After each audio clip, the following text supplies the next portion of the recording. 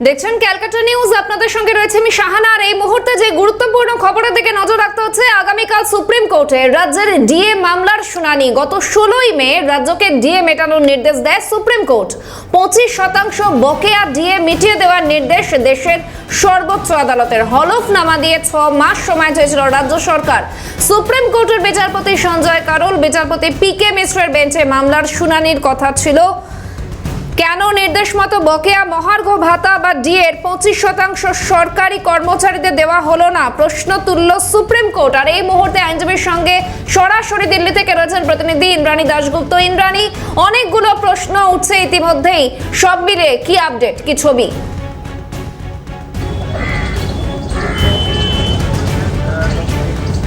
দেখো, আজকেও হলো না ডিএ মামলা। রাজ্যের পক্ষ থেকে আইনজীবী অভিষেক মনু সিংভি তিনি আজকে আদালতে উপস্থিত ছিলেন না, এবং রাজ্যের অপর আইনজীবী রাকেশ দ্বিবেদী তিনিও কিন্তু মামলাটি একটু পিছিয়ে দেওয়ার কথা বলেন। অভিষেক মনু সিংভি বলেন যে এটা অনেক টাকার মামলা, তারা একটা কমিটি তৈরি করেছে, তাদের 2 মাস সময় দেওয়া হোক, কিন্তু তাদের কথায় কান দেননি বিচারপতিরা। তারা বলেন যে এটা একটা অত্যন্ত সরল মামলা, তারা অহেতুক এটা নিয়ে জটিলতা তৈরি করছেন। এই মুহূর্তে আমার সাথে রয়েছেন ভাস্কর দা এবং বিক্রম দা। ভাস্কর দা, প্রথমেই আপনার কাছে যাব যে এই যে মামলাটা, এই মামলার আজকেও শুনানি হলো না, কতটা আশাবাদী আমরা আগামীকাল টপ অফ দ্য লিস্ট মামলাটা রাখা হয়েছে সেটা নিয়ে? সুপ্রিম কোর্টে এই মামলাটা প্রায় 3 বছর ধরে চলছে। বিভিন্ন সময়ে সরকার বিভিন্ন বাহানা দিয়ে এই মামলাকে পিছানোর চেষ্টা করেছেন। সংগ্রামী যৌথ মঞ্চ ছিল না, সংগ্রামী যৌথ মঞ্চ অনেক পরে মামলাতে ঢুকেছে, এবং আমরা বলে করেই ঢুকেছিলাম যে কর্মচারী পক্ষের কে শক্তিশালী করতে আমরা ঢুকছি। এবং আমরা আজকে আমাদের পক্ষ থেকে ভারতবর্ষের আন্তর্জাতিক খ্যাতিসম্পন্ন আইনজীবী গোপাল সুব্রমণিয়াম স্যার ছিলেন। একজন আইনজীবীর একটা উপস্থিতিও একটা অন্যরকম পরিবেশ তৈরি করে, সেটা আপনারা দেখেওছেন আজকে কোর্টরুমে। জাজরা বলেছেন যে আর সময় দেওয়া সম্ভব নয় এবং এটা কন্টিনিউ শুনানি হবে। আগামীকাল থেকে সেটা কন্টিনিউ শুনানি হয়ে এই সপ্তাহে এই মামলার সমাপ্তি হবে।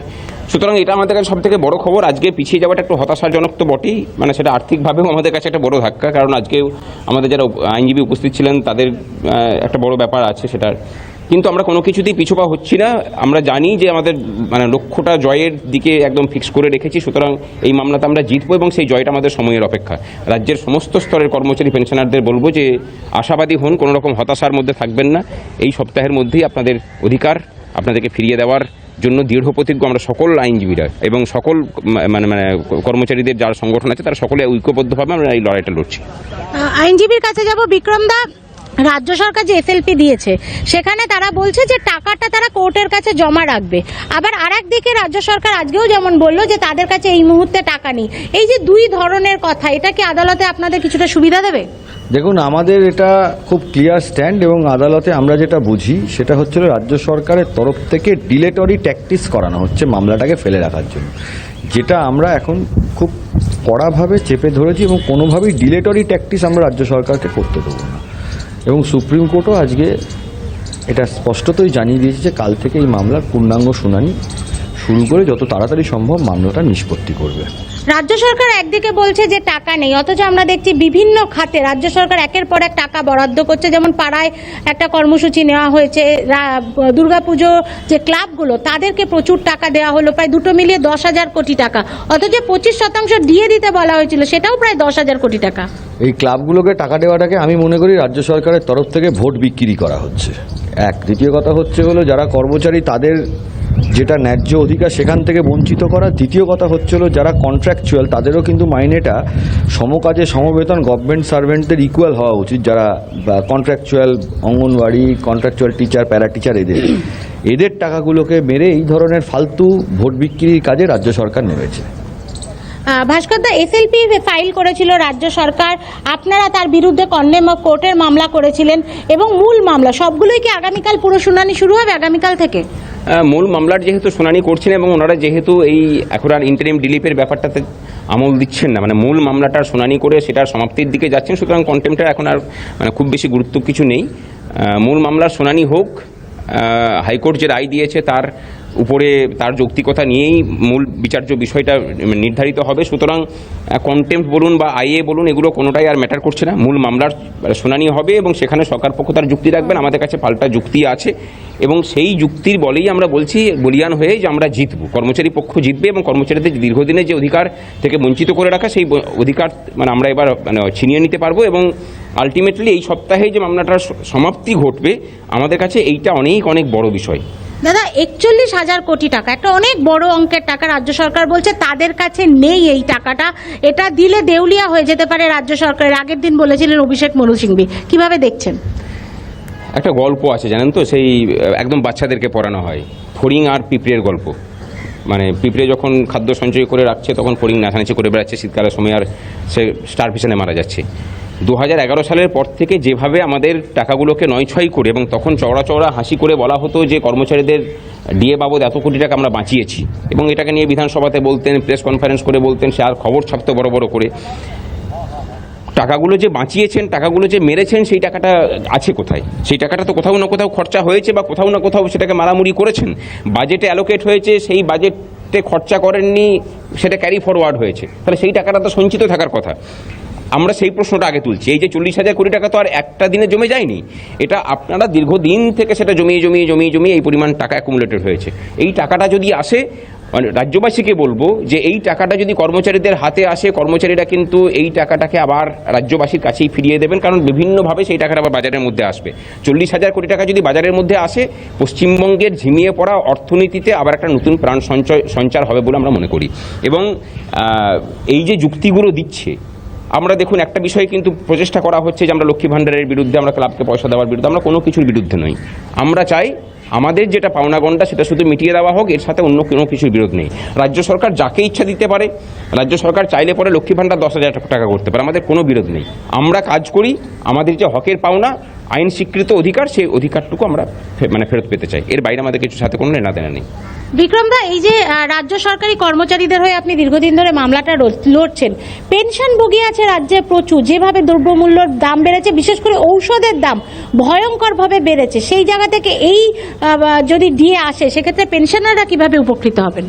দেখুন, এই ডিএর ব্যাপারে যারা এমপ্লয়ি বা সার্ভিং এমপ্লয়ি তাদের ক্ষতি হচ্ছে, কিন্তু তাদের ক্ষতিটার যে পরিমাণ সেটা কিন্তু পেনশনারদের মতন নয়, যারা রিটায়ার করে গেছেন বা যারা পেনশনের জন্য তাদের বিশেষ করে মেডিকেলের যে খরচা সেটা চালাচ্ছে। তাই এটা যদি ডিএটা তারা পান, তাদের বিশেষ করে মেডিকেলে বয়সকালে 70, 80, 90 বছরের যারা পেনশন হোল্ডার আছেন তাদের কিন্তু সত্যিকারের কষ্ট। কারণ এই মামলা চলতে চলতে এটাও আমরা সুপ্রিম কোর্টের কাছে দৃষ্টি আকর্ষণ করব যে রাজ্য সরকার যে রকম নোংরাভাবে এই ডিলেটরি ট্যাকটিসটা নিয়েছে, আজকে যদি মামলা চলতে চলতে পেনশন হোল্ডাররা মারা যায়, তাহলে তাদের লাইফে তারা আর এনজয় করতে পারবে না তারা এই টাকাটা, এবং তারা তাদের এনজয়মেন্টের জন্য নেসেসিটি, মেডিকেলটা নেসেসিটি। আমাদের পশ্চিমবাংলার যা স্বাস্থ্য ব্যবস্থার অবস্থা, তাতে করে প্রাইভেট হসপিটাল ছাড়া আপনি ট্রিটমেন্ট করাতে পারবেন, গভর্নমেন্ট হসপিটালে ট্রিটমেন্ট না করানোই বেটার। পশ্চিমবাংলার যা অবস্থা, এটা তাদের কাছে এই ডিএটা নেসেসিটি হয়ে দাঁড়িয়েছে। বিক্রম দা, আরেকটা প্রশ্ন, যে এই যে কত পরিমাণ টাকা ডিএর ফলে পাওয়া যাবে এবং পেনশনাররা এতে কিভাবে উপকৃত হবেন? পেনশনাররা একটা লামসাম বেশ বড় টাকাই পাবেন। তারপরে আগামী দিনে ডিএর যে পার্সেন্টেজ সেটা বাড়লে ডেফিনেটলি পেনশনারদের তো সব থেকে বেশি উপকার হবে। যারা ইন সার্ভিসে আছেন বা যারা চাকরি করছেন তাদের হয়তো এটা মনে হবে যে আজকে না হয় কালকে পাবো, কিন্তু যার 70 বছর বা 80 বছর বা 85 বছর বয়স হয়ে গেছে, সেই সব বৃদ্ধা যারা রয়েছেন, তাদের ক্ষেত্রে তো এটা বিরাট বড় উপকারের জায়গায় যাবে যখন তারা এটা পাবে। আগের জাজমেন্টের দিন বিচারক বলেছিলেন 25% দিয়ে ইমিডিয়েট দিয়ে দেওয়া হোক 6 মাসের মধ্যে, সেই দিয়ে রাজ্য সরকার দেয়নি। আগামীকাল কি পুরো 100% ডিএর দাবি করবেন আপনারা? যখন রাজ্য সরকার দেয়নি, আমরা পুরো মামলা সুপ্রিম কোর্ট রেখেছে শুনানি করে শেষ করা। যদি শুনানি করে মামলা শেষ হয়ে রাজ্য সরকার যদি হেরে যায়, তাতে 100%ই দাবি কর্মচারীদের পক্ষ থেকে আমরা করব। সুতরাং শাহানা, বুঝতে পারছো যে আগামীকাল থেকে যে মামলা শুনানি শুরু হবে, এই সপ্তাহের মধ্যেই সেই মামলা শেষ হয়ে যাওয়ার সম্ভাবনা, এবং রাজ্য সরকারি কর্মচারীদের পক্ষ থেকে কিন্তু কেন্দ্রীয় সরকারের হারে, অর্থাৎ তাদের যে বকেয়া ডিএ আছে তার 100%ই যাতে তারা পান, সেই দাবি কিন্তু তারা করবেন। এবং সবকিছু মিলিয়ে আগামীকাল থেকে এই যে মামলা শুরু হবে, তাতে যদি রাজ্য সরকার হেরে যায়, সেক্ষেত্রে কিন্তু রাজ্য সরকারি কর্মচারী যারা আছেন, বিশেষ করে পেনশনভোগীরা, তারা একটা বিপুল অঙ্কের টাকা পাবেন, যা তাদের অত্যন্ত প্রয়োজনে লাগবে। এবং ভাস্কর বাবু যে বলছেন যে সেই টাকাটা তারা আবার বাজারেই বিনিয়োগ বিনিয়োগ করবেন। রাজ্য সরকারি কর্মচারীরা টাকাটা তিনি ব্যাংকে রাখবেন না, তারা বাজারেই বিনিয়োগ করবেন। এর ফলে চাঙ্গা হবে পশ্চিমবঙ্গের অর্থনীতি। আগামীকালের দিকে আমাদের নজর থাকবে। আগামীকাল বিচারপতি সঞ্জয় করল পরিষ্কারভাবে জানিয়ে দিয়েছেন আগামীকাল থেকে এই মামলার পূর্ণাঙ্গ শুনানি শুরু হবে। অর্থাৎ কলকাতা হাইকোর্টের যে রায়কে চ্যালেঞ্জ করে সুপ্রিম কোর্টে এসেছিল রাজ্য সরকার, সেই মামলার পূর্ণাঙ্গ শুনানি আগামীকাল থেকে শুরু হবে এবং আশা করা যাচ্ছে এই সপ্তাহের মধ্যেই সেই মামলার রায় বা জাজমেন্ট আসবে। শাহানা। ইন্দ্রাণী, একটা বিষয় একটু জানতে চাইবো, তুমি কিছুক্ষণ আগে বিক্রম বন্দ্যোপাধ্যায়ের কাছেও এই প্রশ্ন রেখেছিলে, ভাস্কর তার তরফ থেকে কি প্রতিক্রিয়া মিলছে? যেমনটা আমরা জানি আর্থিক সংকটের কারণে এই 25% ডিএর মেটানোর জন্য সময় চেয়েছিল রাজ্য সরকার। তো সেক্ষেত্রে আমার প্রশ্ন খুব পার্টিকুলারলি যে তার মধ্যেই কিভাবে 1,10,000 টাকা প্রায় 45,000 পুজো কমিটিকে দেওয়া গেল এই আর্থিক দুরবস্থার মধ্যে, কি বলছেন তারা?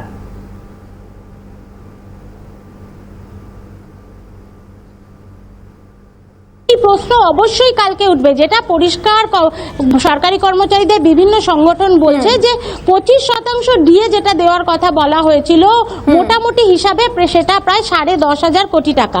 আমরা যদি একটু পিছনের দিকে তাকাই তাহলে এই যে পাড়ায় সরকার যে কর্মসূচি নেওয়া হয়েছে সেই কর্মসূচিতে 8,500 কোটি টাকা এবং পুজোতে গুলোতে যে টাকা দেওয়া হচ্ছে সবকিছু মিলিয়ে কিন্তু প্রায় 10,000 কোটি টাকা সেই অঙ্কটা গিয়ে দাঁড়াচ্ছে। তাহলে রাজ্য সরকারি কর্মচারীদের যেটা বক্তব্য, এই 10,000 কোটি টাকা যেটা রাজ্য সরকারি কর্মচারীদের প্রাপ্ত, যাদের সেটা হকের পাওনা, সেই ইন্দ্রাণী, অবশ্যই আমাদের নজর থাকবে আগামীকালের দিকে। অত্যন্ত গুরুত্বপূর্ণ বিষয়। আপাতত ধন্যবাদ ইন্দ্রাণী। আর এই গোটা বিষয়ে আইনজীবীদের তরফ থেকে ঠিক কি কি প্রতিক্রিয়া মিলেছে শোনাবো আপনাদের। তৈরি ছিলেন না, তাই রাজ্য সরকারের উকিলের সময় চাইলেন। তো বিচারপতিরা তারা বলেছেন আগামীকালই তারা চূড়ান্ত শুনানি করে দেবে। চেষ্টা করছিলেন বিচারপতির কাছ থেকে মামলাটাকে দেরি করিয়ে দিতে, আর কিছু না। প্রচুর রাজ্য সরকার কখন কি বলে তার তো কোনো যুক্তিগত ভিত্তি নেই। তো উনি বলেছেন ও রাজ্য সরকারের পরামর্শ অনুযায়ী, সেখানে আমার মন্তব্য করে কিছু। শুনানি হবে যে কলকাতা হাইকোর্টের রায়টা বজায় থাকবে নাকি বাতিল হবে, এই তো। এই মামলা কালকেই শেষ হবে শুনানি করে, আর পড়ে থাকবে না। প্রথমে মামলাটা ধরার পরে তারা তাদের পক্ষ থেকে অর্থাৎ রাজ্য সরকারের পক্ষ থেকে তাদের একটু সময় নেওয়ার চেষ্টা করেন, কিন্তু আদালত ফাইনালি আজকে জানিয়ে দিয়েছেন আগামীকাল পুরো মামলাটি শুনানি করবে। তাদের রাজ্য সরকারের পক্ষ থেকে বক্তব্য ছিল যে আমাদের আন্ডারস্ট্যান্ডিং ছিল যে শুধুমাত্র অ্যাপ্লিকেশনের শুনানি হবে, কিন্তু মহামান্য আদালত বলেছেন, অনারেবল জাস্টিস কারল বলেছেন যে পুরো মামলাটি শুনানি হবে। আপনার মডিফিকেশন অ্যাপ্লিকেশন, আমাদের যে কন্টেম্পট অ্যাপ্লিকেশন, সমস্ত বিষয়টি একসঙ্গে শুনানি করে সম্পন্ন করে দেবেন। বলেছি আমরা খুব স্বল্প সময়ের মধ্যেই এই মামলার শুনানি শেষ করে দেবো। আজকে মহামান্য আদালত জিজ্ঞাসা করেছেন আমাদের বিভিন্ন পক্ষ থেকে কে কতক্ষণ বলার সময় নেবেন। আমরা জানিয়ে দিয়েছি কতক্ষণ বলার সময় নেব। আগামীকাল এই মামলার পূর্ণাঙ্গ শুনানি, সমস্ত মামলাগুলো বলেন যে ডিএ কীভাবে ক্যালকুলেশন হবে তিনি বুঝিয়ে দেবেন। এআইসিপিআই অনুযায়ী ডিএ ক্যালকুলেশন হবে।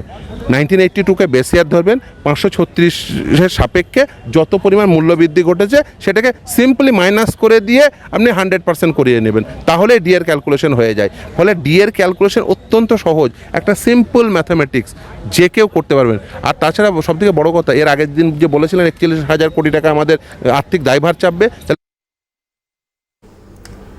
আইনজীবীদের প্রতিক্রিয়া শোনালাম, সরকারি কর্মচারীরা কি বলছেন এই প্রেক্ষাপটে শোনাবো।